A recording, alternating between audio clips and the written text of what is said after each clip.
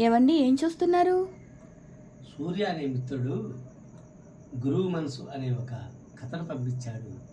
ఈ కథని మీ పిల్లలకు చెప్పండి అని చెప్పాడు. ఆ కథ వింటావా? వింటాను. కావేరీ నది ఒడ్డున శంకరభట్టు అనే పండితుడు ఉండేవాడు. అతను శిష్యులందరికీ భోజన వసతి కల్పించి విద్యను చెప్పేవాడు. అతను చెప్పే విద్య వేద విద్య. ఎంతోమంది శిష్యులు అతని దగ్గర వేద విద్య నేర్చుకొని వెళ్ళిపోతూ ఉండేవాడు. అలానే ఈ విద్యార్థుల్లో ఒక విద్యార్థి జగన్నాథుడు అనే విద్యార్థి ఉండేవాడు. అతను ఎంతో కాలంగా ఆ గురుగారి వద్దనే విద్య నేర్చుకుంటూ ఉండేవాడు. అయితే ఇతనితో చేరిన వాళ్ళందరూ కూడా విద్య నేర్చుకుని వెళ్ళిపోతూ ఉండేవాళ్ళు. ఇతను మాత్రం అక్కడే ఉండిపోయాడు. సరే అని ఒకరోజు వెళ్ళి అమ్మగారికి చెప్పాడు. అమ్మగారు అందరూ నాతో వాళ్ళంతా వెళ్ళిపోతున్నారు, గురుగారు నన్ను మాత్రం ఇక్కడే పెట్టాడు, ఏం చేయాలి నాకేం అర్థం అంటే, సరేలేరా నేను మాట్లాడతాను అని అమ్మగారు చెప్పారు.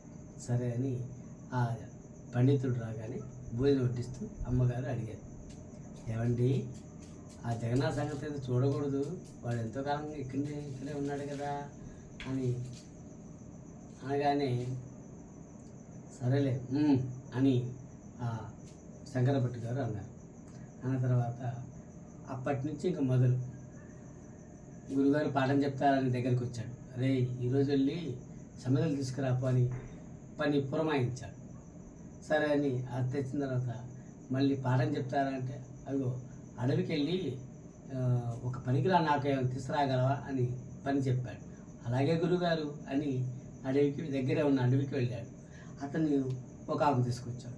గురుగారు ఇది పనికి వస్తుందిరా, ఇదిగో ఇది దీనికి ఫలానానికి ఉపయోగిస్తారు అని ఆకు గురించి చెప్పాడు అని.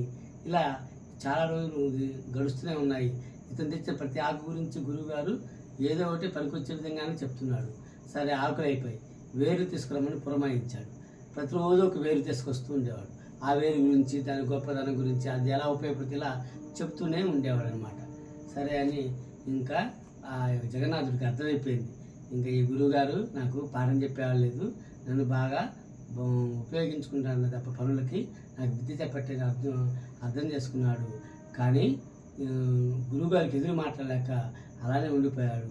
ఒకరోజు మళ్ళీ అమ్మగారి దగ్గరికి వెళ్ళి, అమ్మగారు గురువుగారు నాకు పాఠం చెప్పట్లేదు అమ్మగారు అంటే, సరే అని నేను చెప్తాలేరా గురువుగారికి అని అమ్మగారు అన్నారు.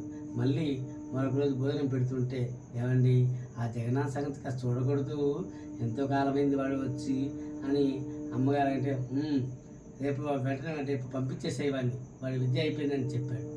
అమ్మగారికి ఏం అర్థం కాలేదు. సరే తెల్లారింది. శిష్యులందరూ కొంతమంది వెళ్ళిపోతూ ఉంటారు కదా, వచ్చేవాళ్ళు వస్తూ ఉంటారు, పోయేవాళ్ళు పోతుంటారు. జగన్నాథుడిని పిలిపించి, జగన్నాథం ఇక మేము వెళ్ళొచ్చు అని గురువుగారు అనగానే, గురుగారు మీరు నాకేం చెప్పలేదు కదా అని అనగాలని మనసులో ఉన్నా కానీ ఆ ధైర్యం లేక అలానే ఉండిపోయాడు. అమ్మగారికి చాలా బాధగా ఉంది జగన్నాథాన్ని పంపించటం. సరే అని జగన్నాథాన్ని తప్పక పంపించింది. కొంతమంది శిష్యులతోటి జగన్నాథం వెళ్ళిపోయాడు.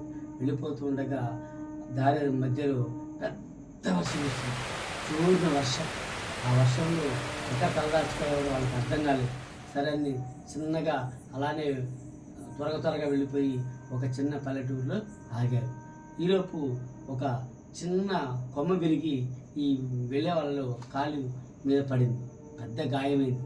అందరూ ఆ పాకలోకి తీసుకెళ్ళిపోయారు. పాకలోకి తీసుకెళ్ళగానే అందరూ పండితులే, వేద విద్య బాగా నేర్చుకునే వాళ్ళే, కానీ వాళ్ళకి మంత్రాలు ఇవన్నీ వచ్చు, కానీ ఆ గాయాన్ని నయం చేయలేకపోయారు. కానీ జగన్నాథ్ మాత్రం వెంటనే గురువుగారిని చెప్పినటువంటి పసలు గుర్తొచ్చి ఆ దగ్గర ఉన్న ఆకులు తీసుకొచ్చి ఆ కట్టు కట్టాడు. బాగా నయమైపోయింది. అప్పుడు జగన్నాథానికి అర్థమైంది, ఓహో గురువుగారు నాకు వేద విద్యతో పాటు నాకు ఒక్కడికే ఆయుర్వేదం కూడా నేర్పాడు అని అప్పటి నుంచి గురువుగారి మనసు తెలుసుకున్నాడు. ఇది గురు శిష్యుల కథ, గురువు మనసు కథ పేరు.